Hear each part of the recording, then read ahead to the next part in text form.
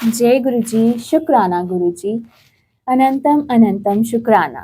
संगत जी, आज मैं आपसे अपना दूसरा सत्संग शेयर करने जा रही हूँ। वैसे तो गुरु जी ने इस प्लेटफॉर्म पे जोड़ा है, तो मैं आपसे अनेक सत्संग जो गुरु जी जिसका भी कोई सत्संग होगा, मैं इस प्लेटफॉर्म पे आपको सुनाऊंगी और इस सेवा को आगे बढ़ाऊंगी। कोई भी भूल हो जाए तो आप लोग मुझे माफ़ कर दीजिएगा। लेकिन आज का सत्संग भी मेरा अपना खुद का सत्संग है संगत जी।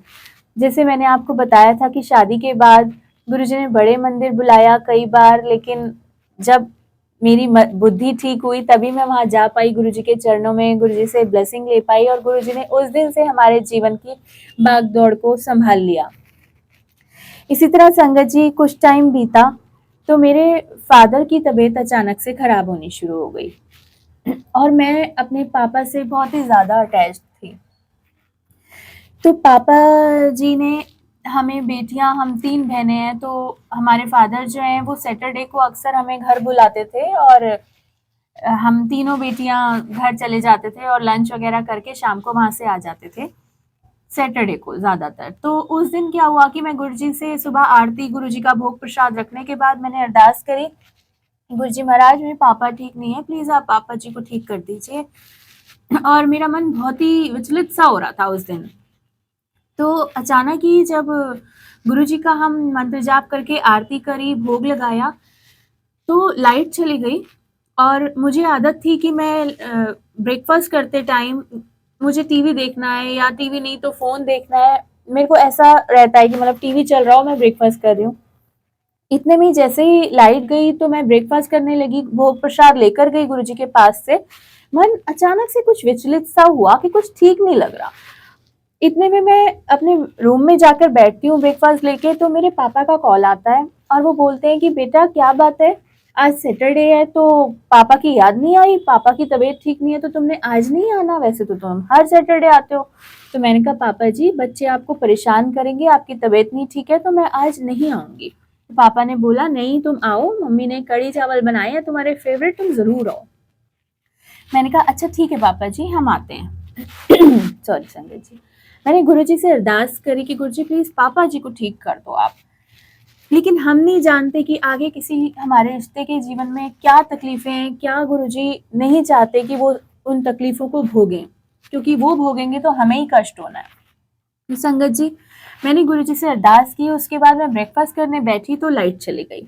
लाइट के जाते ही जैसे ही मैंने अपना मोबाइल ऑन किया, मोबाइल पर एक ऑडियो आता है। वो एक सत्संग था। मुझे आज तक नहीं पता वो अपने आप कैसे ऑन हुआ, कैसे मेरे सामने चल पड़ा।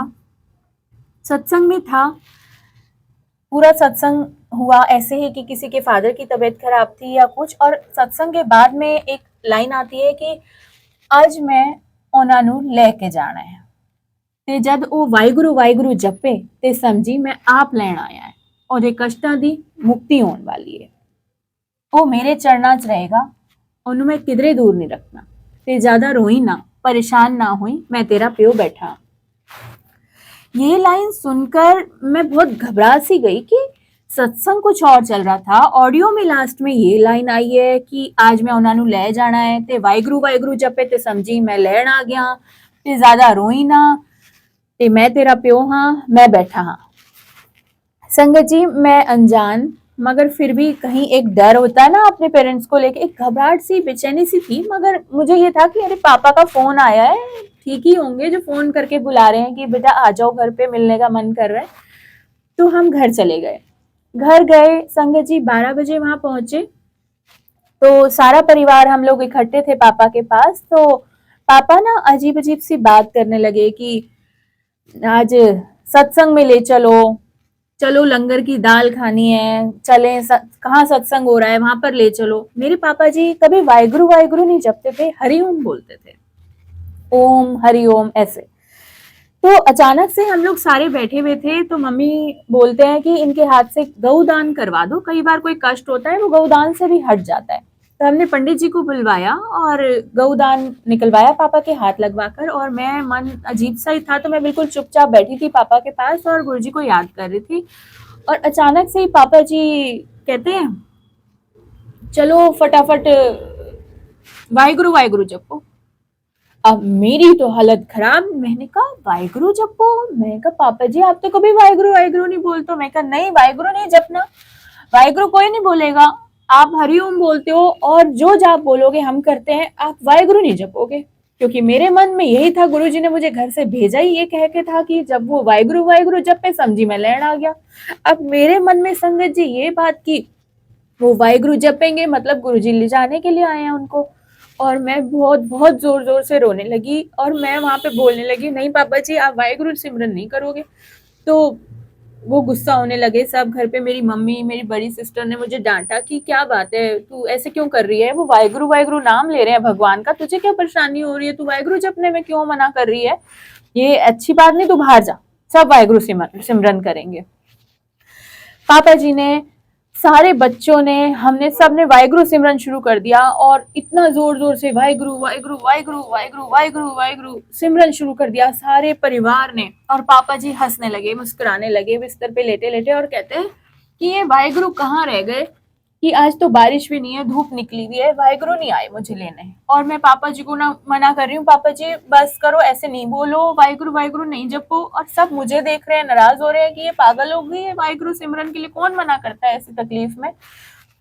मगर मैं जानती थी कि गुरुजी महाराज क्या लीला कर रहे हैं और क्या हो सकता है। मुझे डर खौफ बैठा हुआ था अंदर, जो कि मैं हाथ मेरे ऐसे कांपने लगे जैसे ही पापा ने बोला कि वाहिगुरु वाहिगुरु जपो। और संगत जी पापा जी वाहिगुरु वाहिगुरु 3 घंटे तक उन्होंने वाहिगुरु जाप चलवाया और सारे लोग वाहिगुरु वाहिगुरु सिमरन कर रहे हैं। और पापा ने ठीक रात को 9 बजे पापा कहते हैं वाहिगुरु आ गए और कहते हैं वाहिगुरु, और आखिरी सांस उन्होंने अपने प्राण छोड़ दिए।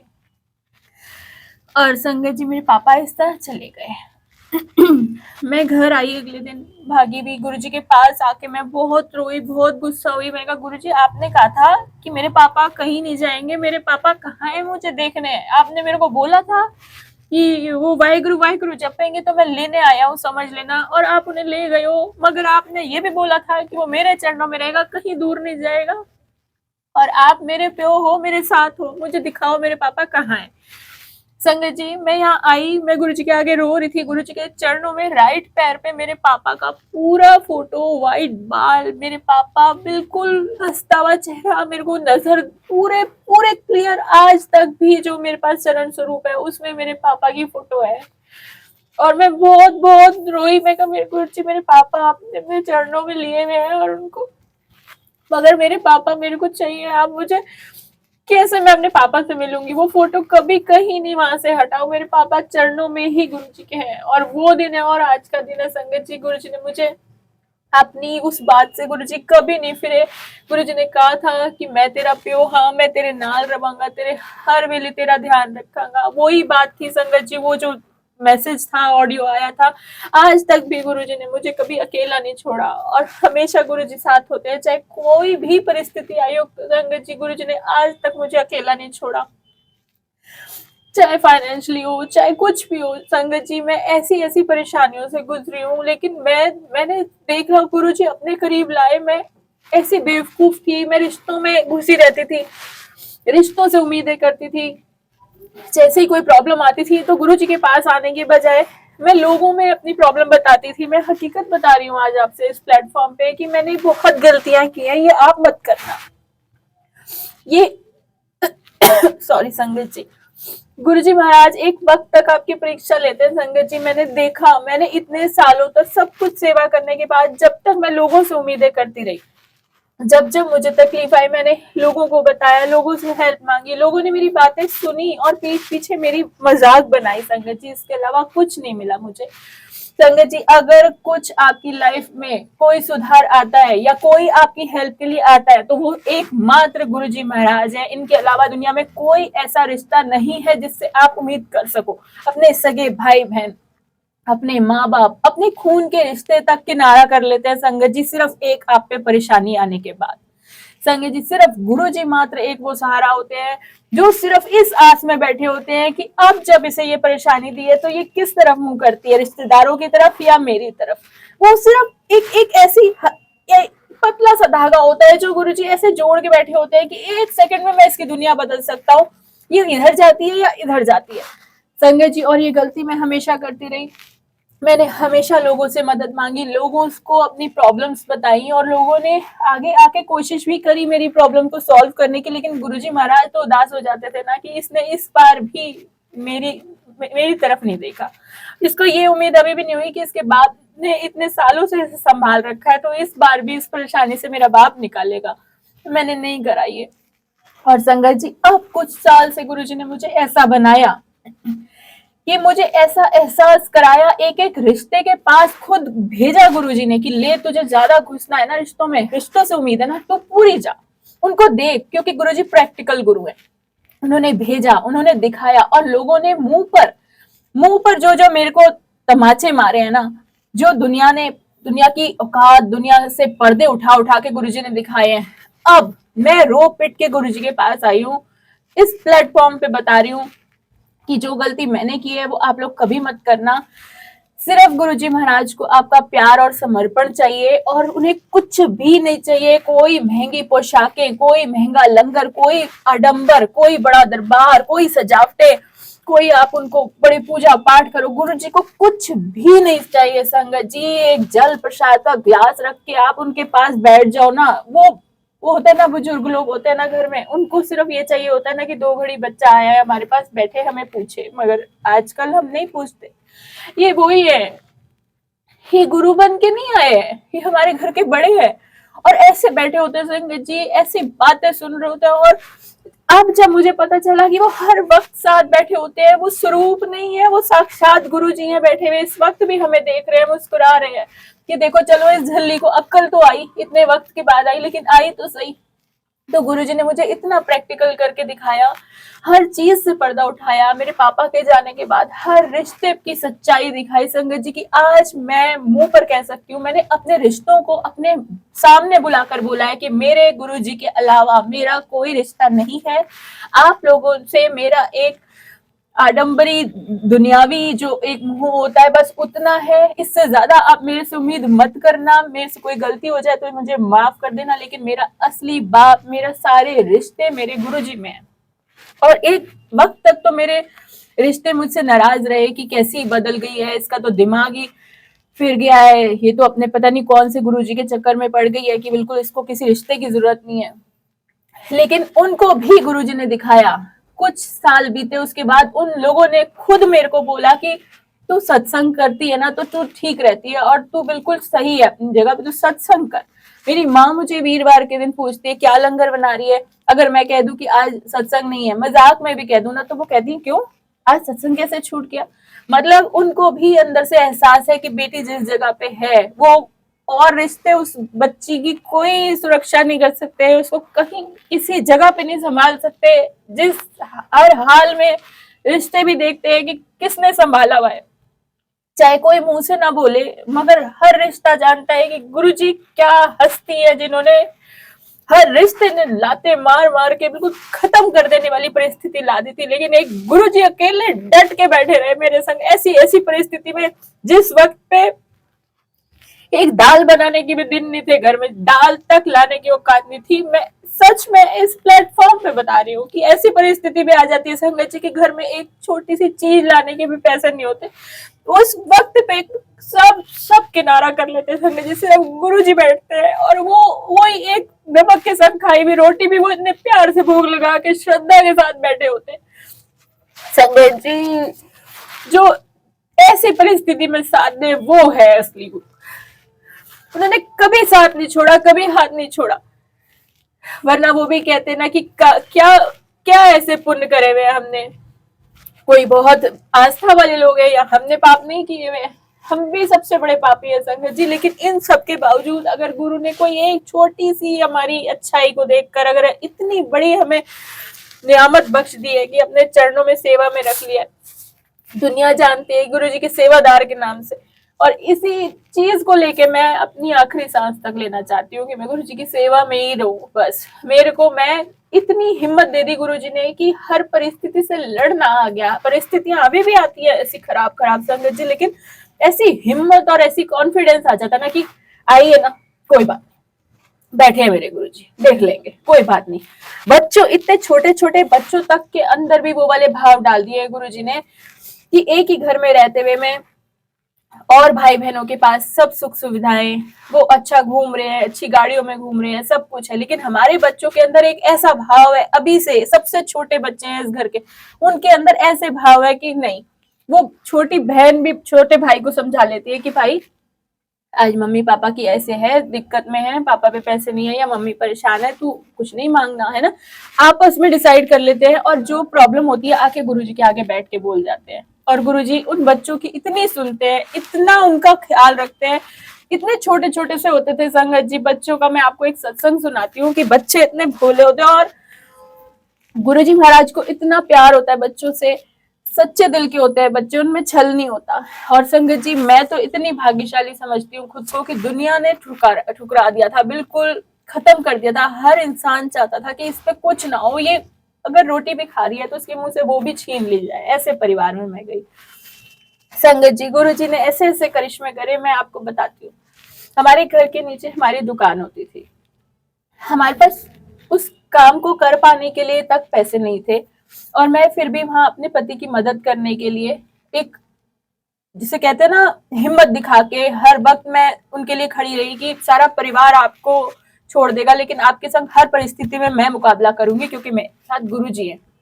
गुरुजी मुझे हिम्मत देते थे, मैं उन्हें हिम्मत देती थी। और सारा सारा दिन कोई कस्टमर नहीं आना, फिर भी मैंने दुकान पे इनके संग हिम्मत बन के बैठना, मंत्र जाप चलाना, वहां पे पाठ करना। संगत जी पूरे हफ्ते यहाँ पे एक कस्टमर नहीं आता था, लेकिन बुधवार के दिन मेरे हस्बैंड मुझे बोलते थे चल लंगर का सामान लेकर आते हैं, कल वीरवार है ना, चल तुझे जो सामान लेना है चल के ले ले। इतने वक्त तक हमारे घर में यही करिश्मा चलता रहा कि कोई वक्त था हमें ऐसा काटने वाला, एक पाई भी नहीं आती थी, एक कस्टमर नहीं आता था, लेकिन बुधवार के दिन कस्टमर आ जाता था और हमारे घर का सामान और लंगर का सामान आ जाता था। हमें पता होता था कि पूरे हफ्ते काम नहीं होगा लेकिन बुधवार तो काम हो ही जाएगा और गुरुजी का सत्संग नहीं रुकेगा। ये सालों से चला आ रहा है, इतने सालों से। और वो चाहे 500 रुपए आते थे संग जी, मैं बता रही हूँ आपको, उन 500 रुपए में भी पूरे लंगर का सामान लेकर, और बरकत इतनी। उस वक्त पे गुरुजी ने मेरे को और मेरे अंकल को विजन दिया था जब मैं रोई थी कि गुरुजी आपने सत्संग सेवा दी है, मेरी औकात नहीं है कि मैं इतना इतना लंगर बना सकूं, मेरे पास नहीं है। तो गुरुजी ने मेरे अंकल और मुझे एक साथ ड्रीम दिया था। वो सबसे शुरुआती दिनों में आया था कि तू 1 किलो मूंगी दी दाल भी चाड़ेगी ना, मैं वही भोग लावांगा, ते दुनिया खा के जाएगी। संगत जी आज तक भी 7 साल तक मैंने सिर्फ 1 किलो दाल बनाई है और 1-2 गड्डी हरे धनिए की लाके मैं चटनी प्रसाद बनाती थी। इतना 1 कटोरी आटा लेके मैं लंगर में गुरुजी का कड़ाह प्रसाद बनाती थी। और संगत जी उस प्रसाद को गुरुजी ने ऐसा ब्लेस किया कि इस घर में 150 से 200 लोग तक भी आके उस 1 किलो दाल को खा के गए हैं। आप यकीन मानेंगे? मेरी बात पे विश्वास करो संगत जी, 1 किलो दाल गुरुजी ने बोली थी, वो 1 किलो दाल कितने सालों तक संगत ने खाई है। कभी लंगर कम नहीं पड़ा संगत जी। परिस्थिति के अनुसार मैंने संगत बढ़ती गई तो 1.5 किलो 2 किलो पे लाई, लंगर बढ़ाया कि बड़े पतीले लूं, संगत ज्यादा हो गई है तो मैं, मगर गुरुजी ने कहा था लंगर सेवा तूने खुद करनी है, सारी सेवा तूने खुद करनी है, आप करनी है। संगत जी मैं नहीं जानती थी कि मेरे को शरीर में क्या प्रॉब्लम आ जानी है जो गुरुजी ऐसी सेवा दे रहे हैं, क्यों गुरुजी ब्लेस करते हैं इतना ज्यादा।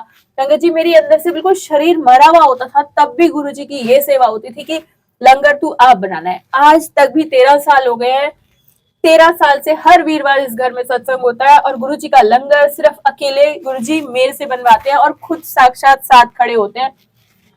उनके बिना मैं कुछ नहीं कर सकती संगत जी, पूरे हफ्ते का काम नहीं कर पाऊंगी लेकिन वीरवार को 150 लोगों का खाना लंगर गुरुजी का यहाँ पे खुद बनता है।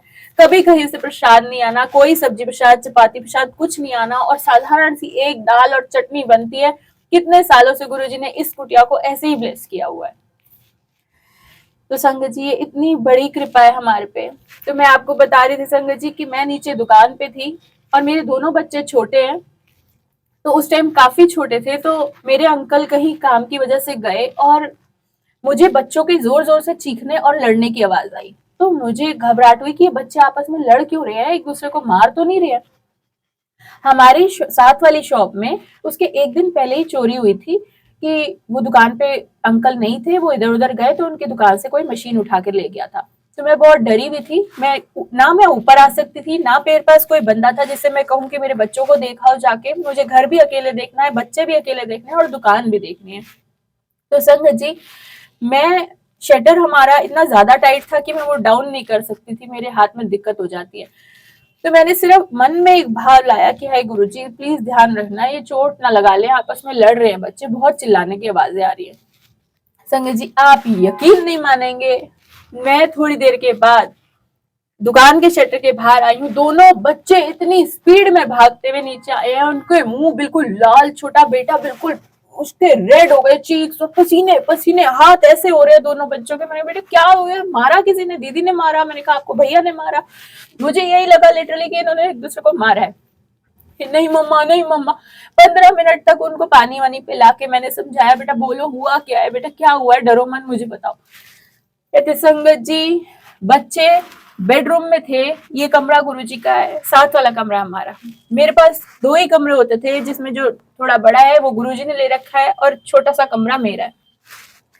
तो संगत जी, बच्चे बोले कि मम्मा प्लीज आप गुरुजी को समझा लो, वो अपने कमरे में न रह के हमारे कमरे में आने लग गए। और संगत जी, मुझे इतनी जोर से हंसी आई। मैंने कहा बेटा क्या बोल रहे हो, कैसे बोल रहे हो, गुरुजी कमरे में आए? संगत जी, उन्होंने इतनी बार ये सत्संग शेयर किया, वो दोनों बेड पे लड़ रहे थे और उन्होंने जैसे पीछे मुड़ के देखा तो गुरुजी बेड पर ऐसे बैठे हुए थे, येलो कलर का चोला था, और बच्चों आज तक बताते हैं, डरते हैं, इतनी ज्यादा हाइट थी गुरुजी की और इतने चौड़े कंधे और लंबा चोला ढीला सा पहना था, और वो ऐसे पीछे मुड़े बच्चों की तरफ देखा और बच्चों ने सिर्फ उनकी आधी आईज देखी और वो इतने डर गए और वहां से ऐसे भागे, गिरते पड़ते सामान गिर गया सब कुछ, और वो भागे। 4 दिन तक संगत जी वो गुरुजी के कमरे में नहीं आए कि प्लीज मम्मा गुरुजी को समझा लो, वो हमारे बेडरूम में भी आने लग गए। और मुझे इतनी हंसी आई, मन में वो हुआ, मैंने कहा गुरुजी इतनी कृपा, इतने ब्लेस हो गए बच्चे की, मतलब आपको इतनी चिंता थी कि आपकी बेटी नीचे दुकान पे अकेली है, उसका कोई ऊपर आके नहीं देख सकता घर को, जब आप चले गए वहां पे उठ के कि बच्चों ने एकदम से लड़ाई झगड़ा छोड़ा और वो फटाफट मेरे पास आ गए, क्योंकि मैं तो बुला ही नहीं पा रही थी बच्चों को। इतनी मेहर है संगत जी, गुरुजी इतना ब्लेस करते हैं, इतना ब्लेस करते हैं संगत जी। मैं अपने जीवन के इन सत्संगों को इतना छुपा के रखा, लेकिन वही वक्त होता है गुरुजी जब अपना सत्संग शेयर करवाने की आज्ञा दे, वो सत्संग तभी शेयर हो पाता है संगत जी। और ये मैंने सब कुछ करके छोड़ दिया था, मगर मैंने कभी अपना सत्संग, ये गुप्त सत्संग किसी को नहीं सुनाए थे। संजय जी, मेरे में कितने बदलाव करे हैं गुरुजी ने, मैं खुद नहीं समझ पा रही, मेरे रिश्तेदार खुद नहीं समझ पा रहे कि मैं अपने घर में होते हुए सत्संग में कभी माइक के आगे खड़ी नहीं हो सकती, कभी मैं किसी सत्संग में आवाज नहीं निकाल सकती। मैं इतना शाय नेचर, इतना डरती थी बात करने में, बोलने में। गुरुजी की सेवा एक चुपचाप करना और साइड में बैठ जाना, लेकिन बोलना मुझे नहीं आता था। लेकिन अब संगत जी ऐसे प्लेटफॉर्म पे ला के गुरुजी ने मुझे खड़ा कर दिया कि आप खुल के बाहर आ और बता मैंने तेरे पे कितनी मेहर करी है, कितनी कृपा करी है। अब इतनी मेहर ऐसे प्लेटफॉर्म पे बताने के बाद इतना गर्व महसूस होता है कि संगत जी अगर गुरुजी ना होते तो सच में ना ये 2 बच्चे होते आज जिंदा, ना मेरे हस्बैंड और मैं इतना बड़ा आपके आगे सामने खड़ी भी सबूत हूँ संगत जी कि गुरुजी ऐसी शक्ति है, वो आपका साथ कभी नहीं छोड़ते, हर परिस्थिति में आपका साथ देते हैं। जो आपके शरीर जीते जागते लोग आपके आसपास हैं, वो आपको इग्नोर करते हैं, वो आपके लिए क्या क्या षड्यंत्र करते हैं संगत जी, आपको कुछ सोचने की जरूरत नहीं है, कुछ जानने की, अपना दिमाग लगाने की जरूरत नहीं है। वो आप पे क्या कर रहे हैं, कौन सा जादू कर रहे हैं, आपका काम नहीं चल रहा क्या, संगत जी सब कुछ छोड़ दो, कोई रोग बीमारी सब कुछ छोड़ दो। मैं कहती हूँ मैंने ये सीख लिया है कि जैसे ही आप वो सब कुछ छोड़ के एक बार आके दंडवत कर देते ना गुरुजी, बस बस बहुत हो गया गुरुजी, अब मुझे रिश्तों से परे कर दो। मैंने हाथ अपने खड़े कर दिए, मैं टोटली सरेंडर करती हूँ गुरुजी आपके आगे। मुझे नहीं चाहिए रिश्ते गुरुजी, मुझे अब किसी रिश्ते से मत जोड़ना, मुझे अपनी शरण से दूर मत करना, बस अपनी सेवा में लगा के रखो। और यही वो दिन होता है जब गुरुजी की आंखों में एक प्यार से आंसू आ जाता है और वो अपने बच्चे को ना ऐसे गले से लगा लेते हैं। मेरे साथ बिल्कुल यही हुआ है, मेरे जीवन में बिल्कुल यही हुआ संगत जी। मैं लोगों की वजह से खत्म हो गई थी संगत जी, बिल्कुल, चाहे वो अपने रिश्ते हो, चाहे कुछ संगत हो, चाहे कोई भी, क्योंकि संगत में भी बहुत कम मुट्ठी भरी संगत होती है संगत जी, गुरुजी कहते हैं, बाकी भीड़ होती है।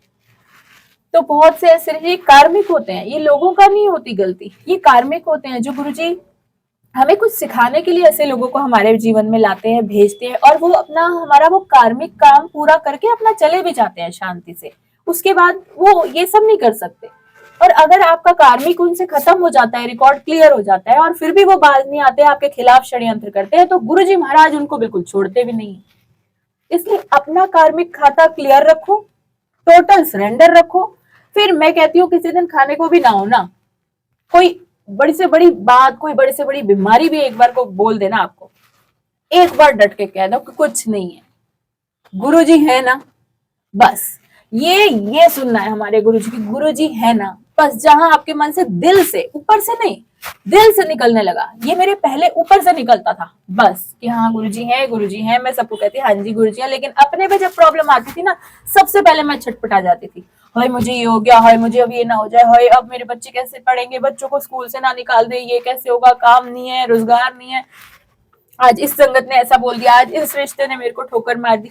लेकिन संगत जी, ये तब तक होता है जब तक आप दिल से नहीं बोलते, गुरुजी से दिल से सरेंडर नहीं करते। जिस दिन आपके दिल से आवाज आ गई, गुरुजी को सब पता है ये ऊपर का है ये अंदर का, जिस दिन वो दिल से, अंदर से, दिल की गहराई से आवाज निकल गई ना संगत जी, उस दिन से गुरुजी आपकी जीवन लीला ऐसी बदल देंगे ना, आप हैरान हो जाओगे।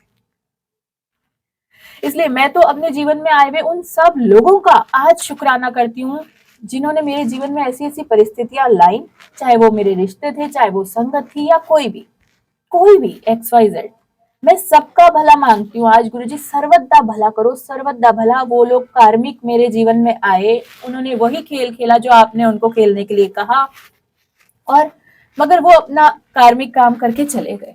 बस मेरी जीवन लीला तो आपसे जुड़नी थी, और आप ही मेरे असली फादर हो, असली पिता हो। बस मुझे मेरे असली पिता, मेरे जन्म देने वाले पिता के लिए मैं बहुत रोई। लेकिन जब मैंने देखा ना, मेरे पिता मेरा, मुझे जन्म देने का काम करके, मेरा लालन पालन करके उनको जाना था, हर एक ने जाना है, और वो गए। लेकिन वो ऐसी जगह गए कि मैंने साक्षात देखा, उनके जीते जी देखा। गुरुजी बता रहे हैं मुझे कि आज लेके जाना है, मिल ले, रोना नहीं। सचखंड का प्रसाद लेके गई हूँ, डरते डरते उनके मुंह में डाला है। और साक्षात आज तक मैं अपने पापा की तस्वीर को नहीं देखती, गुरुजी के चरणों में ही पापा से बातें करती हूँ। और मेरे जीवन की रक्षा करने वाले, मेरे हर जन्म में मेरे जो पिता रहे हैं, वो गुरुजी महाराज मेरे साथ बैठे हैं। इसलिए मैं गर्व से कह सकती हूँ कि मैं गुरुजी की बेटी हूँ। और अब मुझे किसी से कोई शिकायत नहीं है, कोई डर नहीं है, कोई भय नहीं है संगत जी। ये भी मेरे दिल के बहुत करीबी सत्संग, संगत जी मेरे दिल की गहराई से गुरुजी कुछ सत्संग निकलवा रहे हैं, सुनवा रहे हैं, जो मैं बहुत छुपा के रखती हूँ। तो शुक्राना है गुरुजी महाराज का, आज के सत्संग सेवा का बहुत बहुत शुक्राना संगत जी। ये प्लेटफॉर्म गुरुजी ने ही मुझे दिया है, वरना आप अब तक समझ चुके होंगे कि कैसी कैसी परिस्थितियों से जीवन निकला है। अब ये प्लेटफॉर्म ऐसा दिया है कि इसमें गुरुजी की सेवा भी है, और हर तरह से मेरी इच्छा है कि मैं इस प्लेटफॉर्म पे आगे बढ़ूं। तो कृपया आप मेरी मदद करें। मैं सच्चे भाव से और संगत के भी सत्संग इस प्लेटफॉर्म पे शेयर करूंगी, और अपनी कृपा गुरुजी मुझ पर बनाए रखें, सारी संगत का कल्याण करें, सर्वदा भला हो।